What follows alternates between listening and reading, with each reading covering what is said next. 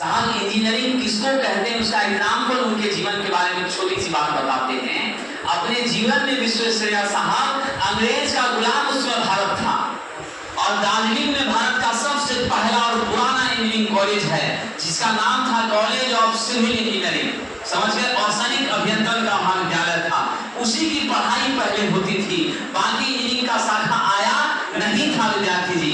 तो दार्जिलिंग में डिप्लोमा का वो कॉलेज था, बीटेक का भी नहीं था। समझे, पहले के जमाने में डिप्लोमा करना ही बहुत बड़ी बात हुआ करती थी।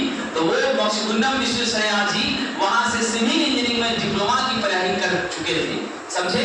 और उसके बाद उन्होंने कंस्ट्रक्शन का काम क्या किया था साहब, चालू किया था और बहुत विशेषज्ञ थे। ये जो आपका गांधी सेतु है, जब यह निर्माण हो रहा था, इसके साइट सिलेक्शन के लिए विश्वेश्वरैया जी पटना भी आए थे और 100 फीट की कुर्सी उनके लिए बनाई गई थी। उस पर बैठ करके स्टेथोस्कोप के माध्यम से तब जाकर के उन्होंने क्या किया था साहब, इसका सर्वे किया था। नहीं तो जिस जगह पर पाया जाते थे पाया भी आपका डैमेज कर जाता था। तो शॉर्टेस्ट डिस्टेंस और पाया भी हमारी मजबूती से असेंबल हो सके उसके लिए वो जगह सेलेक्ट किया गया था। जब देश गुलाम था, भारतीयों के बारे में आप जानते हैं, Indians and dogs are not allowed in, है ना, हाँ, फर्स्ट क्लास है ना साहब, सेकंड क्लास इसमें अलाउ नहीं था, थर्ड क्लास में सफर करना। तो ये थर्ड क्लास में क्या करते थे साहब, सफर कर रहे थे ट्रेन के माध्यम से, ठीक है। और आप समझिए कि क्या स्किल था इंजीनियरिंग का, आवाज में इंजीनियरिंग समझते थे, समझिए कि नहीं, सपनों में इंजीनियरिंग समझते थे। वो ऐसे विशेषज्ञ थे, उन्होंने चेन खींच लिया। आज ना पैंट शर्ट का प्रचलन है, पाश्चात्य सभ्यता आ गई, धोती कुर्ता पहनते थे विश्वेश्वरैया, समझे।